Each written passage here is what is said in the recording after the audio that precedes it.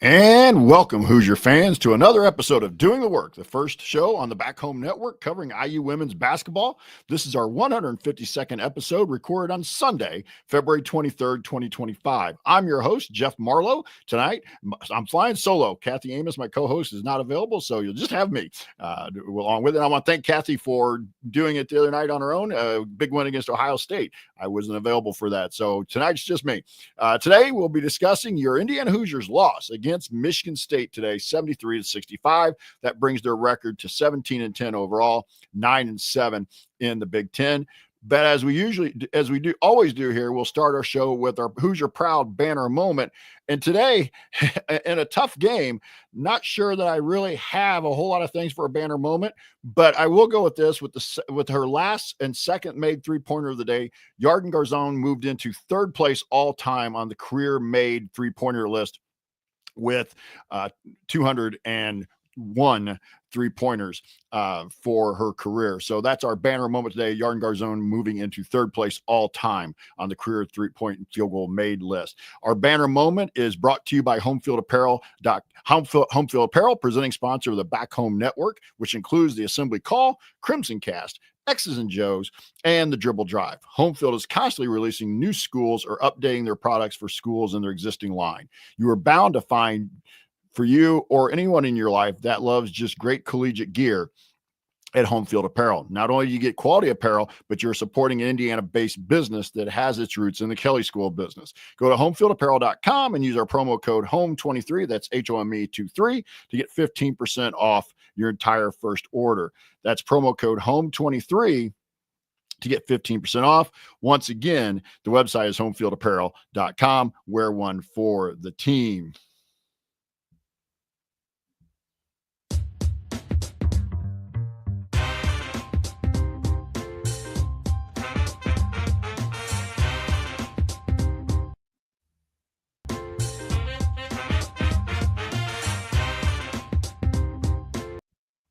All right, and quickly in some news around the program, and this was before today's game. The latest bracketology had IU as a 9 seed facing Creighton in the Austin sub-regional, with the University of Texas being the host school in that regional. So let's jump into today's game. I'm going to say I don't have a ton of things here, pivotal plays. I think the pivotal moment here was in the first quarter, actually. Indiana had jumped out to a 10-3 lead, felt like things were going pretty well, and then a couple key turnovers, and turnovers became a theme of the game. And I really felt like that was kind of where the momentum got lost. Indiana never really got back. Michigan State finished the quarter on a 12-0 run to lead 15-10 at the quarter. And then Indiana was able to make a slight run, get a slight 1-point lead early in the second quarter. But then after that, fell behind and trailed by 8 at the half, and never led again after that, and fell behind by as much as 15 in the second half. So I really, it's hard to point to pivotal plays here. I felt like the game really slipped away from them on some key turnovers in the first quarter that allowed Michigan State to get some pick sixes and runouts and kind of swung the momentum. We're going to talk about some of the notable numbers here a little bit as well, but it really didn't come down to so much pivotal plays as it just was Indiana really didn't seem to be able to get out of a rut early in the game with the turnovers, and that kind of set the tone for the entire, especially first half, and then leading into the second half. The fourth quarter, they finally found a little bit and some energy, and were able to come alive and make a quick run at the end. But the Spartans were able to hold them off. I think we got it as close as 5 at one point in the fourth quarter, and that was I believe I said about as close as we got. So just a tough loss. You knew going in that this was going to be a tough game. This Michigan State team has played pretty well. They were coming off of just going out on a West Coast trip and having a couple tough games themselves. So they were looking for a positive outcome here in East Lansing as well. So, but as we'll talk a little bit later, the topsy-turvy nature of the Big Ten here, especially in this middle part of the pack, it just continues to keep playing out. And we saw some more of this today as well. And with that, let's jump into some of the notable numbers here. And I'm going to start here with turnovers. I already mentioned this already. 18 turnovers for the Hoosiers today. Not a ton past what were kind of their average. In fact, they had fewer turnovers today than they had against Ohio State. But the turnovers today were really hurt them. The 18 turnovers compared to only 10 for Michigan State. And Indiana didn't do as much with the turnovers. If you look at the points off turnovers today, this was a huge advantage for Michigan State, 24-10. Michigan State 24 points off of 18 Indiana turnovers. Indiana 10 points off of 10 Michigan State turnovers. And again, it just the nature of them, the runouts, the easy layups, the points in transition that came from some of those turnovers. Now they got a little better. They had 10 in the first half. They had 10 in the first half. As I said, they had 6 in the first quarter. All right, 6 in the first quarter, 4 in the second. But the tempo really got set about midway through the third quarter. Midway through the first quarter. And that was kind of the overwhelming theme. And then it just they had a hard time overcoming that part up from there on. That also takes me into shooting. It was a dreadful shooting day. After the way they shot the ball against Ohio State on Thursday. And again, I know that game was at home. I really do. I get that. Most teams play better at home.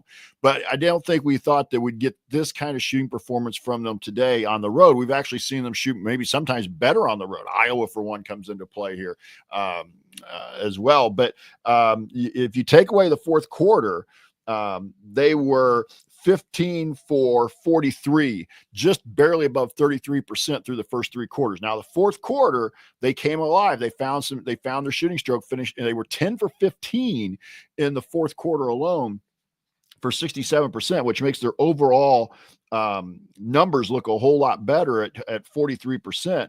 The beyond the arc is where it really came in. This is a team that thrives with the 3 ball. I hate to say live and die by the 3 ball, but they were through the first 3 quarters today, they were 2 for 15.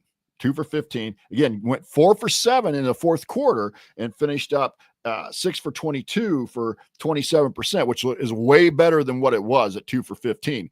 But the tone and the tempo of the game was set early on. Turnovers, not being able to knock down shots as well. Now, let's be fair. Michigan State did not shoot it a whole lot better. In fact, Indiana's defense was actually pretty solid day. Michigan State only shot 40% for the game. They were 20% behind the arc. And this is not a Michigan State team that's known for its 3-point shooting, but Michigan State went to the line 22 times, made 18, where they were, so roughly 82% there for Michigan State. And in a game that Indiana loses by 8, Indiana was 9 for 14 at the line. So really the game came down to being won at the free throw line as Michigan State got there more often, and they took advantage of the ones that they had as well. Also wanted to talk about points in the paint. Michigan State had a 40-32 advantage on points in the paint. And again, this is an Indiana team that is not the traditional that we've been with Mackenzie Holmes since we've been doing this show, where we were dominating the paint and getting points in the paint. But Michigan State is a solid team with the post. Aralt is able to get inside. Grace Van Sluten is able to get inside as well. And plus the points they were getting off of transition and the turnovers helped that number a little bit as well. Second chance points, Michigan State won that 11-4. And ideally in the rebound here, Indiana matched them. It was 36-36 in the rebounding battle. So Indiana was even on the rebounds, but Michigan State had 11 offensive rebounds, which again led to those 11 second chance points. Indiana had 8 offensive rebounds, but only 4 second chance points. So again, you can see how we get into some of the specialty type numbers here, where whether it's points off turnovers or second chance points, where Indiana really just was not able to find a way to get the ball in the basket on a consistent basis. And then, as we mentioned, also fast break points, Michigan State 20-9 advantage in fast break points. And this is an Indiana team that really does need to get out and play with some tempo and play in some pace as well. And just, again, a lot of those things that didn't happen for them today. It just wasn't there. And, it just wasn't their day up at Michigan State. And this has become a tough place to play. Robin Freilich has done a nice job up there. Susie Merchant had done a very good job before that. And this Michigan State team is very dangerous come Big Ten tournament time to make a little bit of a run in the Big Ten tournament and even possibly the NCAA tournament. They are built for tournament play with Van Sluten and Arold especially, and then their guards today played well. Simmons, Halleck, and Tate all played well for them as well. So those were some of the notable numbers we were looking at. I think I mentioned also 15 assists for Indiana today on 25 made baskets, which 15 assists doesn't sound bad, but this is a team that generally is getting a much higher assist rate than what they're getting today. And so I think that played into it a little bit as well. The ball did not seem to move. But again, I've said this on here before that assists are only going to be counted, obviously, if somebody makes the shot when you pass it to them. And when you're making shots at less than, 34%, 35% through the first three quarters, there's not a lot of assists going to pile up in there as well. So some individuals here and kind of start off with one that just struggled today. Sydney Parrish. Sydney Parrish struggled off I'm not saying Sydney played bad, but but for somebody that you really are counting on to score and bring energy. And again, I shouldn't say bring energy like she didn't bring energy, but Sid was 2 for 10 today, 1 of 7 beyond the arc. So she finished with 6 points, 3 rebounds, 2 assists, a steal, and a block. But she struggled to find her shot, and that was indicative of the team. As I said, 1 for 7. Yarden shot 2 for 8 from beyond the arc as well. So this is, again, your 2 best 3-point shooters, were combined 3 for 15. And that's, we've talked about on here, your 2 best players. I've called Yarden out a little bit at times when she hasn't played well. I got to be fair and do it to Sid today. Are all Big Ten caliber guard / forward with Sid. It can't be on the road having a 6-point outing, 2 for 10, 1 for 7, and have us be successful. It's just a lot to overcome. And I'm not putting it all on the feet of Sydney. I'm just saying others were going to have to step up and help her. And that's the other thing. We did not get much off the bench. And again, we don't always get a lot of bench points, but Lexi Bargesser, 2 points and 3 rebounds essentially off the bench in 19 minutes. Lily Meister, 2 points and 3 rebounds in 17 minutes off the bench. They were really the only 2 players off the bench. Jules got a handful of minutes. She got 7 minutes, but really didn't do anything in the 7 minutes she got. She had a rebound and a block, but as somebody who's really been, wanting Jules, and I was listening to a little bit of on the radio as well with Austin today. Austin was one who said he'd like to see her get more minutes, but today she didn't do much with, granted, only 7 minutes. So those were some of the notable numbers I'm going to talk about. I'm going to hit on some of the others as we move into some of the game ball as well. And so, in fact, let's move on to the game ball here. And it's always fun when I'm trying to do this by myself, because obviously I'm the only one that's going to have a voice here. And so we're not going to, get it. But I think that if you're watching the YouTube feed, you can see the scroll going across. Sydney Parrish and Yarden Garzone have 6 apiece. They lead the way. Shea Chesky and Chloe Moore McNeil have 4 each. Lily Meister and Caroline Striplin have 3 each. On the game ball awards here. And this was a tough one. Yeah, there were 4 players that finished in double figures for IU today: Shea Chesky, Caroline Striplin, Yarden Garzone, and Chloe Morton McNeil. But I think here I'm going to lean toward Chloe here. I'm going to go Chloe. Chloe may not have had her best game of the year, but she did put up a double-double, 15 points, 10 rebounds. She had 3 assists to go with that in 32 minutes. So I'm going to go Chloe here on the game ball, and that will move Chloe into her 5th game ball of the season. I also thought about, for one, I did think about Shea Chesky here. I did give some lean toward Yarden here as well. But I felt more like Chloe, especially with the double-double in the 15 points and 10 rebounds. She did have 4 turnovers. That was a problem, but for me, but the 2 of the others, Shea and Yarden, had 3 turnovers too. So I felt like those kind of washed out there, and at least Chloe was being active on the glass. She was trying to get things done. She shot 5 for 11, and percentage wise, she was one of the best shooters we had today. Not the best, but one of the best. She was 2 for 4 from beyond the arc and 3 of 3 at the line. So I thought Chloe brought some good energy, brought a real effort into the game today, and so that's why I was going to go with her for the game ball. As I said, that's going to move her into 5th place and put her into a tie for 3rd, I guess we'll say, because she trails Sydney and Yarden by 1. They're at 6 game balls so far during the season. Moving on, let's talk about the Grace Berger hardest worker for the game. And again, if you're following on the YouTube feed, you can see the scroll at the bottom. Right now, currently, Sydney Parrish has 6, Chloe with 5, Yarden with 5, and then Caroline Striplin, Shay with 3 each, Lily with 2, Jules and Henna with 1 each. Again, this was one I really was a little bit conflicted on. I felt like Shay was one option here. Shay had 13 points on 5 of 10 shooting, 2 of 4 at the line. She had 4 assists and 4 steals. And then I also thought about Yarden here with the 13 points and 6 rebounds, 4 assists, 2 steals. But I'm going to go with Shay here. I felt like Shay brought some decent energy today. I felt like she was trying to make some things happen. Again, she shot a little bit better. She was 5, as I said, 5 of 10 from the field compared to Yarden's 5 of 13. She was 1 of 3 beyond the arc. Yarden was 2 for 8. She was 2 for 4 at the line. Yarden was 1 for 2, so that's a wash. So the only thing here was Yarden had 6 rebounds and Shay had 0. But the 4 steals I felt like were big, and Shay played a game high 37 minutes for the Hoosiers today. So I'm going to go with Shay Chesky here on the Grace Berger hardest worker, and that's going to move Shay up to 4 for the Grace Berger hardest worker of the game awards as well. So kind of my final thoughts here on the Michigan State game.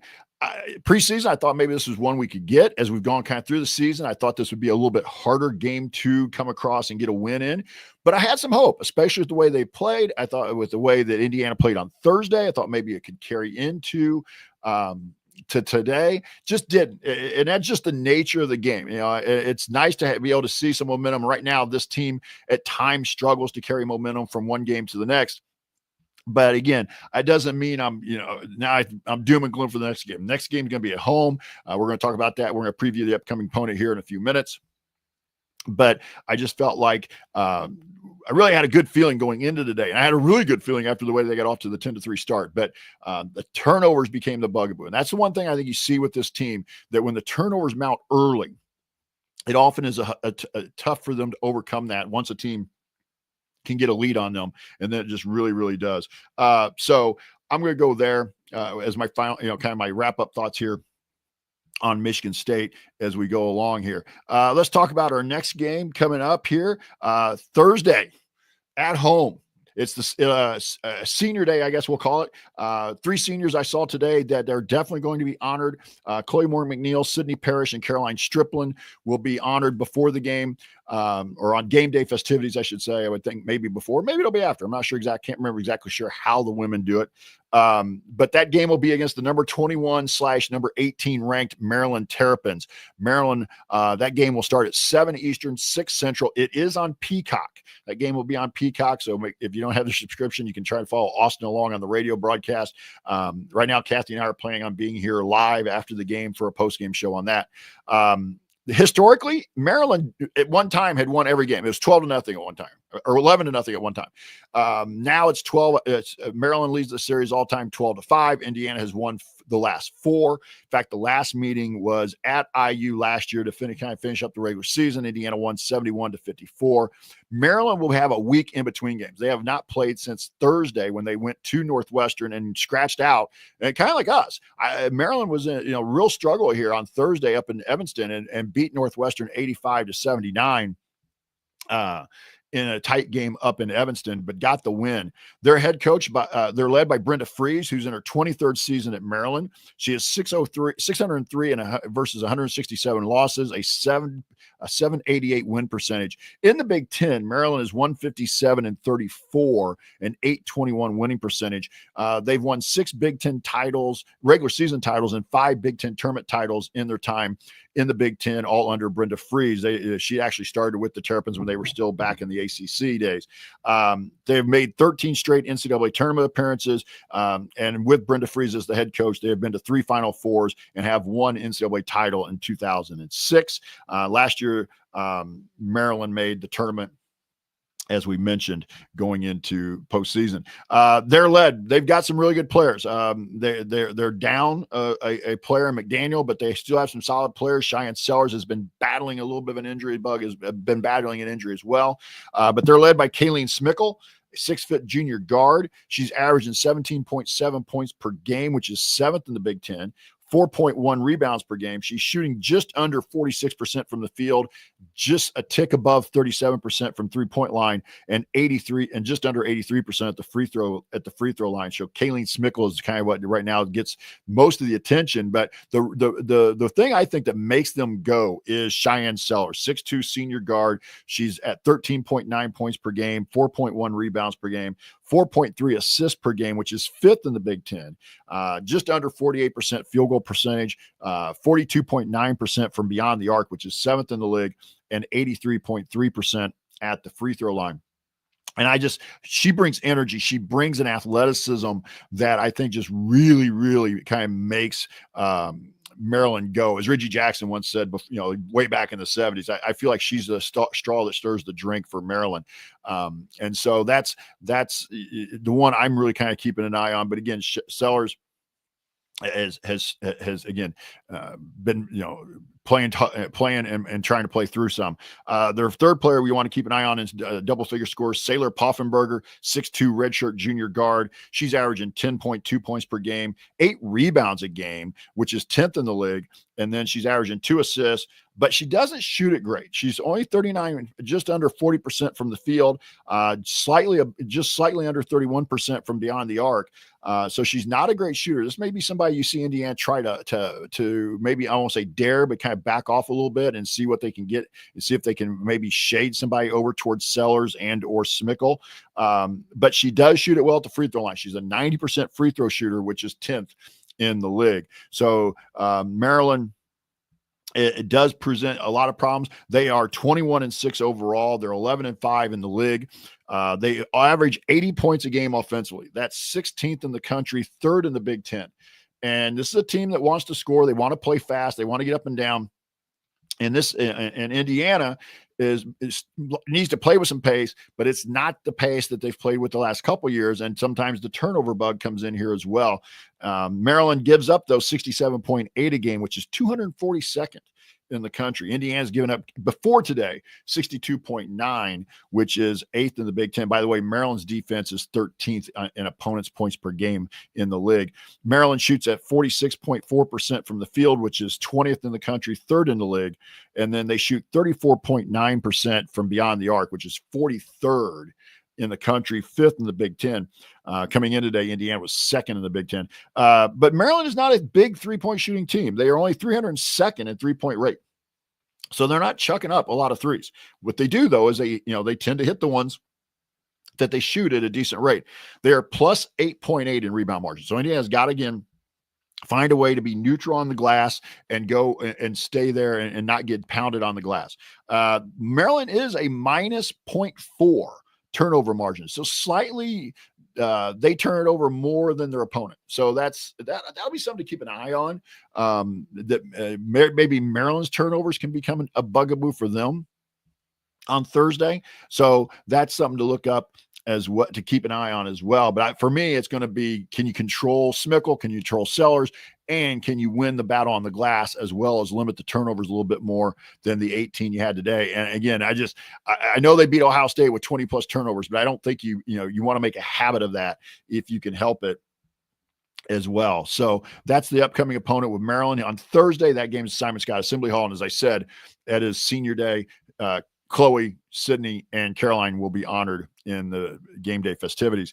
Around the Big Ten, as I was talking about this a little bit earlier, around the Big Ten, going back to Thursday, UCLA, number 3 UCLA, a 70-55 win over number 25 Illinois. And then today around the Big Ten, there were some interesting results. UCLA scratched out a 67-65 win over Iowa in Iowa City. And then maybe the shocker of the day, and may have helped Indiana as much as anything, Washington traveled into Lincoln and took out Nebraska 83-62. Again, anybody can beat anybody on a given day, but I did not see Washington going on the road and beating Nebraska by 20. And then kind of the later game in the afternoon, maybe some of you saw this, number 4 USC 76-66 over number 25 Illinois. So Illinois with a tough weekend road trip to LA, but a lot of teams that have made that trip to LA have come away 0-2 this year. So there's no shame in that for the Illini. Some games coming up to keep an eye on. Wednesday, number 22 Michigan State at number 8 Ohio State. Also on Wednesday, Iowa at Michigan, and then Washington at Minnesota. Michigan and Minnesota, Iowa even to a certain degree, but especially Michigan, Minnesota, still in that mix where Indiana is in the league standings. I'm going to get to that in a minute. I know Kathy and I are going to be on Thursday, but I wanted to go ahead and highlight these games coming up on the weekend. Saturday, which will be the final weekend of the season. I'm interested to see how this is going to play out. Northwestern had to cancel a trip to UCLA and USC because of the wildfires. And if they end up tied, I want to see if the league's just going to say that's a wash and not replay. I don't know how they replay them at this point. I really don't. I guess they could. I think there's a weekend between the season and the Big Ten tournament, but I'm not 100% sure on that. I didn't look at the conference schedule, so I'm not sure how you play that. And then how do you deal with that on seeding for the conference tournament? And remember, bottom 3 teams don't make the Big Ten tournament. So that seems, I hate to sound like fair because life isn't fair, but if let's say Northwestern ends up a half a game ahead of somebody because they played one less game, how, so I don't know. And so three teams, a team didn't make it into the tournament, Big Ten tournament, because Northwestern had a game canceled. I just be interested to see how the Big Ten office is going to handle that as well. And then Sunday, besides IU, besides to finish up the week, I'm sorry.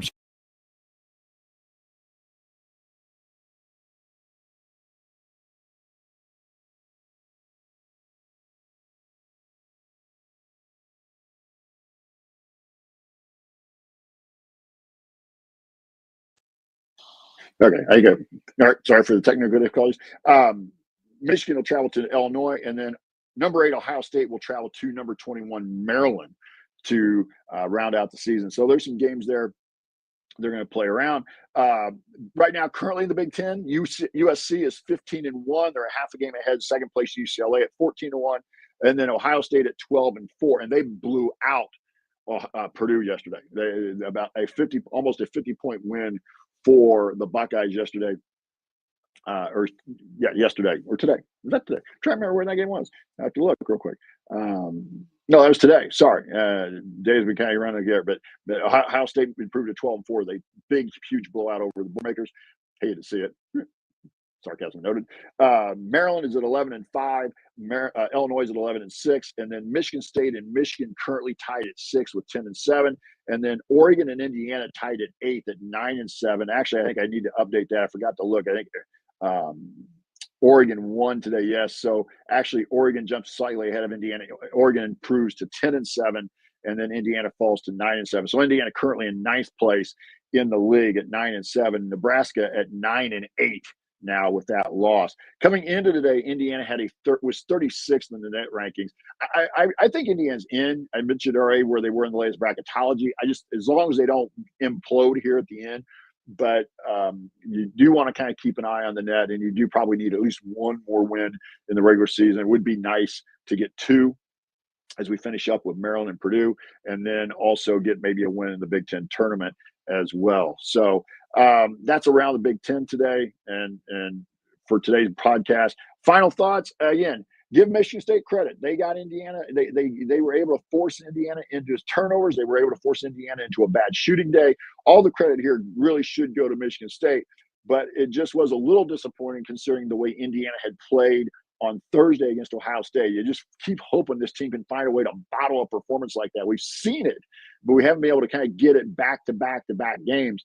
And that was tough. But give credit. Michigan State was not going to be an easy game on the road, and it proved out to be that way. But the team fought. They didn't, there were a couple games this year where we felt like they just, I won't say gave up, but they didn't battle to get back into it. Today they battled, even through tough 3 quarters and down 15. They were able to get back, like I said, I think they got as close to 5 in the fourth quarter, just a running out of time. And Michigan State, was doing the things they needed to do at the end to win the game. So a tough game, but let's bounce back and get a win on Thursday against Maryland. That would really set up well for the Big Ten tournament and for their NCAA tournament seeding, I believe. Again, I think the best they're going to do for NCAA tournament seeding is probably an 8 or a 9 anyway. But let's see if we can stay there instead of falling down into a 10 or 11 seed on the for the NCAA tournament.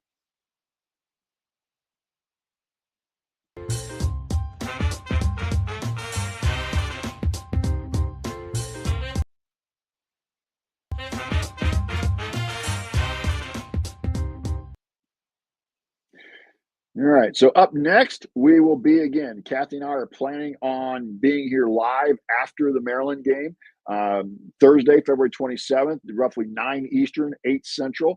And if you want to see us do the show live and be a part of the live chat, the Workaholics, make sure that you subscribe to our YouTube channel. That's youtube.com/at the @ symbol Back Home Network. So it's youtube.com/at Back Home Network. You can be a part of our private community as well. Find out more at assemblycall.substack.com. Special thanks to John Ringer of rigdesign.com for designing our logos. And also a big thank you to Bob Thompson for the music you heard throughout the broadcast. I want to thank all of you for joining me here on a Sunday evening. Again, I was flying solo, and I want to thank Kathy for doing the show on Thursday solo. She'll be back with me. There's no rivalry, no feud. I saw that mentioned in the Workaholics as well. We're having some fun with that, obviously. But Kathy had a prior commitment she couldn't be in. We didn't want to put this off and combine it. So I went ahead and did by myself. So appreciate all of you being here. But I didn't want to go right after game time with the men's game having ended roughly about a half hour before the women's game. Didn't want to maybe split the audience. I knew it turned out better for me with the men winning. And so I'm sure they had a good show over there at Assembly Call. But thank you all for joining me here on Sunday evening, especially those of you who are watching live on YouTube. And also I want to thank those who are listening later on your favorite podcast, whether it's Apple or Spotify or wherever you get your podcast feed. We'll be back to talk about IU hoops again with you soon. Until then, keep your elbow in, your eyes on the rim, and let's go Hoosiers.